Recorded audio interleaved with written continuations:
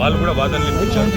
200 పేజీల కౌంటర్ కూడా గవర్నమెంట్ వైపు నుంచి దాఖలు చేసిన తర్వాత జడ్జి గారు మొత్తం వాదనలు విన్నారు. జడ్జిమెంట్ రిజర్వ్ చేసి పెట్టారు 31 తారీఖున. నేను ఏసీబీని ఏం కోరుతా ఉన్నానంటే, అదేవిధంగా గవర్నమెంట్ ఏం కోరుతా ఉన్నానంటే, జడ్జి గారు రిజర్వ్ చేసి పెట్టిన తర్వాత తీర్పుని మనం వెంటనే తొందరపడి, నేను ఎక్కడికి పోయేది లేదు, ఎక్కడికి తప్పించుకునేది లేదు, తొందరపడి మీరు అనవసరంగా ఎందుకు ఈ హడావిడి చేస్తున్నారని అడిగాను. ప్లస్ ఇప్పుడు నేను అయినప్పటికీ చట్టాన్ని గౌరవించే పౌరుడిగా, రాజ్యాంగాన్ని గౌరవించే పౌరుడిగా వాళ్ళు పిలిచారు కాబట్టి వచ్చి నాకు ఒక లెటర్ ఇచ్చారు.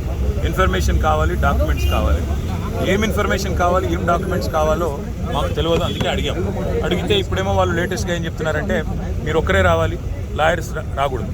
ఆల్రెడీ తీర్పే అక్కడ పెండింగ్ ఉన్నది కాబట్టి మా లాయర్స్తో వస్తే మీకేం ఇబ్బంది అని అడిగితే సమాచారం ఇవ్వడం లేదు. దాంతోపాటు ఇంకా ఏమంటున్నారంటే, మీరు ఒక్కరే రావాలి. నాకు ఒక్కరే రావడానికి ఇబ్బంది లేదు, కానీ ఒక పౌరుడిగా నా ప్రాథమిక హక్కులకు కూడా భంగం వాటిల్లకుండా చూసుకోవాల్సిన బాధ్యత నా మీద ఉంటుంది. అందుకే పోలీస్ అధికారులను అడిగాను, ఎక్కడన్నా లిఖితపూర్వకంగా ఉందా నా లాయర్ రాకూడదని, దయచేసి ఉంటే ఇవ్వండి అన్నాను. సో వారు సంప్రదిస్తున్నారు. నేను ఇక్కడ కేవలం ఇవాళ ఏసీబీ ఆఫీస్కి వచ్చి మీకు ఏం ఇన్ఫర్మేషన్ కావాలి, ఇప్పుడు నన్ను వాళ్ళు అడుగుతున్న ఇన్ఫర్మేషన్ మొత్తం గవర్నమెంట్ దగ్గరే ఉంది. నేను తీసుకున్న నిర్ణయం ఏదన్నా ఉంటే అది మినిస్టర్గా తీసుకున్నాను, గవర్నమెంట్గా తీసుకున్నాను. అట్లాంటప్పుడు నా దగ్గర ఉన్నదని సమాచారం వారు ఏదైతే అపోహపడుతున్నారో అదంతా మీ దగ్గరనే ఉంది. ఈ వాదన అంతా కూడా నేను ఆల్రెడీ కోర్టులో చెప్పాను. కోర్టు ఆల్రెడీ తీర్పు రిజర్వ్ చేసి పెట్టింది. హైకోర్టు మీద ఉన్న గౌరవంతో, చట్టాల మీద ఉన్న గౌరవంతో, రాజ్యాంగం మీద ఉన్న గౌరవంతో నేను ఇక్కడికి వచ్చానని చెప్పాను.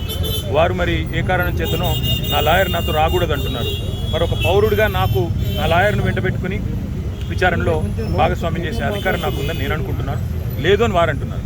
భారత రాజ్యాంగం నడుస్తుందని నేను అనుకుంటున్నా. కాదు రేవంత్ రెడ్డి రాజ్యాంగం మాత్రమే ఇక్కడ నడుస్తుంది తెలంగాణలో వాళ్ళు అంటున్నారు.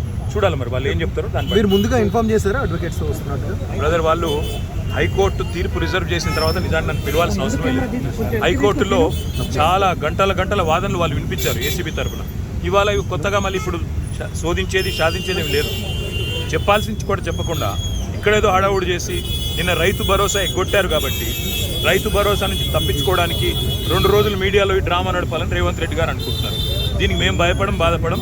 రేవంత్ రెడ్డి గారు ఏమనుకున్నా 15,000 ఇస్తానని చెప్పి 12,000 ఇచ్చిన విషయము ప్రజలకు గుర్తుంది. మీరు ఎన్ని డ్రామాలు చేసినా మాకు ఇంకో సమాచారం కూడా ఉంది. నేను ఇక్కడికి రాగానే కావాలని కేటీఆర్ ఇంటి మీద రైడ్స్ అని చెప్పి అక్కడ రైడ్లు చేయించాలని ఆలోచన చేస్తూ ఉన్నాను. పర్వాలేదు, ఇవన్నీ డ్రామాలు మాకు తెలుసు. మీరు ఎన్ని డ్రామాలు చేసినా రాష్ట్ర ప్రజలకి నేను చేసే విజ్ఞప్తి ఒకటే, 420 హామీలు ఏవైతే రేవంత్ రెడ్డి ప్రభుత్వం ఇచ్చిందో అది అమలు చేసేదాకా కొట్లాడదాం. కేసులు ఎన్ని పెట్టినా, మీడియా మేనేజ్మెంట్ పాలిటిక్స్ ఎన్ని చేసినా భయపడాల్సిన అవసరం లేదు, బాధపడాల్సిన అవసరం లేదు. వాళ్ళు ఎన్ని రైడ్స్ చేసుకున్నా, ఎన్ని డ్రామాలు చేసినా సరిపోతుంది. నా లాయర్లు ఉంటే వాళ్ళకి వచ్చిన ఇబ్బంది ఏంటంటే, నాతో పాటు లాయర్లు ఉంటే నా రైట్స్ ప్రొటెక్ట్ చేయబడుతుంది. ఇక్కడ మా పట్నం నరేందర్ రెడ్డి గారిని అరెస్ట్ చేసినప్పుడు ఆయన ఇవ్వని స్టేట్మెంట్ ఇచ్చినట్టుగా పోలీసులు తప్పుడు వార్తలు రాసి మీడియాకి లీక్ చేశారు. అట్లా కాకుండా నా రైట్స్ నేను ప్రొటెక్ట్ చేసుకోవాలి, లాయర్ ఉండాలని కోరుతున్నాను.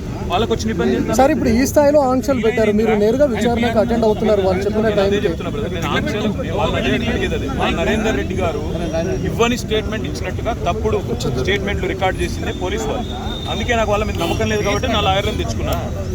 ఇప్పుడు మా ఇంటి మీద రైడ్స్ చేసినప్పుడు నాకు తెలిసి ఏం చేయబోతుంది, రైడ్స్ చేసి అవసరమైతే కొన్ని ఇంప్లాంట్ చేసి కొన్ని లేనిపోని సృష్టించి అందులో ప్లాంట్ చేసి దాని మీద కేసు బనాయించాలని వీళ్ళ చిల్లర ప్రయత్నం. నేను చిట్టినాయుడు గారికి చెప్పేది ఒకటే, ఇవన్నీ డ్రామాలు చేసినా, ఎన్ని కథలు పడ్డా, ఎన్ని అక్రమ కేసులు పెట్టినా, నువ్వు రైతు భరోసా ఎగ్గొట్టింది ప్రజలకు తెలుసు, నువ్వు మాట తప్పింది తెలుసు, 420 హామీలు ఎత్తగొట్టింది ప్రజలకు అర్థమైంది. నువ్వెన్నీ చేసుకున్నా తప్పకుండా నేను వదిలిపెట్టాం. ప్రజాక్షేత్రంలో తప్పకుండా మా హక్కుల కోసం కొట్లాడు. ఇవాళ నేను అడిగేది ఏంటంటే, మొన్న నరేందర్ రెడ్డికి జరిగింది, ఇవాళ నాకు జరగదని గ్యారంటీ ఏంది? నరేందర్ రెడ్డి ఈయన స్టేట్మెంట్ ఇచ్చినట్టు, కన్ఫెషన్ ఇచ్చినట్టు, అనవసరంగా నా పేరు చెప్పినట్టు లేనిపోని పుకార్లు వీళ్ళే సృష్టించిన పోలీసులు మీడియాకు లీక్లు ఇచ్చారు. ఇలా నాకు కూడా అట్లే చేస్తారనేది నా డౌట్. రెండవది ఇవాళ నేను మళ్ళీ చెప్తున్నా, నేను ఇక్కడ రాగానే నా ఇంటి మీద రైడ్ చేయాలని చెప్పి వాళ్ళు ప్లాన్ చేసుకున్నారు. తప్పకుండా నా ఇంటి మీద రైడ్ చేస్తే కూడా అన్లయమని ఇరికిచ్చి రేవంత్ రెడ్డి గారు ఇచ్చిన 2 చిట్టీలు, అవసరమైతే ఇంకో 2 ఏమైనా సృష్టించి అని ఇరికిచ్చి కావాలని బదనాం చేయాలన్న చిల్లర ప్రయత్నం చేస్తున్నారు. నా హక్కుల కోసం తప్పకుండా నేను కొట్లాడతాను. న్యాయవాదుల సమక్షంలో ఎంక్వైరీ చేయాలని కోరుతున్నాను. తప్పే చాలాసేపటి నుంచి వెయిట్ చేస్తున్నారు, ఇంకెంతసేపు వెయిట్ చేస్తారు? ఏమన్నా చెప్తున్నారు? 5 నిమిషాలు చూసిన తర్వాత మరి పోలీసులు సహకరించకపోతే నా దారి నేను అంటే ఇప్పటివరకు అయితే ఏం చెప్పట్లేదు పోలీసు వాళ్ళు. మరి లిఖితపూర్వకంగా ఏం చేయట్లేదు, కానీ వాళ్ళు ఫోన్లు వాళ్ళు ఏదో మాట్లాడుతున్నారు పైకి. రేవంత్ రెడ్డికి మాట్లాడుతున్నారో, మరి ఇంకా డీజీపీకి మాట్లాడుతున్నారో, ఎవరికి మాట్లాడుతున్నారో తెలియదు. వాళ్ళు ఏం చెప్తారో దాన్ని బట్టి నా తదుపరి సార్ ఇప్పుడు అడ్వకేట్స్ ని అనుమతి లేదు అనేది అయితే నిబంధన లేదు కదా సార్. అడ్వకేట్స్ అనుమతి లేదు అనేది తప్పు. మొన్న పట్నం నరేందర్ రెడ్డి మీద ఏ కుట్ర అయితే వీళ్ళు చేసిండ్రో, ఆయన ఈయని స్టేట్మెంట్ ఇచ్చినట్టు పోలీసు వాళ్ళు ఏదైతే దొంగ స్టేట్మెంట్ సృష్టించి ఆయనను నన్ను బద్నాం చేసే ప్రయత్నం చేసిండ్రో అది జరగకూడదన్నదే నా తాపత్రయం. అందుకే లాయర్ ఉండాలని నేను కోరుతున్నా. లాయర్ ఉంటే వాళ్ళకి అభ్యంతరం ఏందో నాకు అర్థమైతే లేదు. ఏమైనా కానూన్ ఉందా చూపెట్టు, కాగితం చూపెట్టంటే కాగితం చూపెట్టు. సార్ మీరు క్వశ్చన్ చేస్తే ఏం చెప్తున్నారు సార్? అడ్వకేట్స్ తీసుకొని వెళ్తాను కానీ మా ఇష్టం. ఇది ఇక్కడ భారత రాజ్యాంగం లేదు, అంబేద్కర్ రాసిన రాజ్యాంగం లేదు, అనుముల రేవంత్ రెడ్డి రాసిన రాజ్యాంగం ఉంది. మా ఇష్టం, మా జాగిర్ అంటారు. ఏం చేయాలి? సార్ ఉద్దేశపూర్వకంగానే మిమ్మల్ని ఇక్కడ డైవర్ట్ చేసి ఇంటి వైపు రైడ్కి వెళ్ళారు. ఇంటి మీద ఇప్పుడు రైడ్కి వెళ్ళడానికి ప్రయత్నం చేస్తున్నారు. వాళ్ళు రైడ్ చేసి కూడా మన ప్లాంట్ చేస్తారనేది నా అనుమానము. తప్పకుండా చట్టపరంగా న్యాయపరంగానే పర్లేదు. ఆల్రెడీ తీర్పు రిజర్వ్ అయ్యి ఉంది. అయినా ఈ డ్రామా చేయాల్సిన అవసరం ఏముందో పోలీసులకి తెలుసు. ఈవెన్ ఫామ్ హౌస్ కేసులో కూడా ఇంటి దగ్గరకు వచ్చి ఎలాంటి అనుమతులు లేకుండా దగ్గరికి వచ్చి డ్రామా చేసి అక్కడ ప్లాంట్ చేసి రేవంత్ రెడ్డి ఇచ్చిన కొన్ని ఆడ పత్రాలు పెట్టి లేదా ఇంకోటి పెట్టి కేసులు పెట్టి ఇరికేయాలనేది వాళ్ళ తాపత్రయం. అన్నింటినీ కూడా న్యాయపరంగా ఎదుర్కొంటాం. Going in the next 15-20 minutes. Yes, మీరు ఒక మాజీ మంత్రి ఇలా రోడ్డు మీద కాకుండా కనీసం లోపలికి పిలిచైనా చెప్పాల్సిన వాళ్ళ విఘ్నత, అది రేవంత్ రెడ్డి గారి యొక్క విఘ్నత, వారి యొక్క తెలివితేటలు. నేను సహకరించడానికి ఇక్కడికి వస్తే నన్ను కనీసం లాయర్ కావాలని నేను కోరుతందుకు కారణం ఒకటే.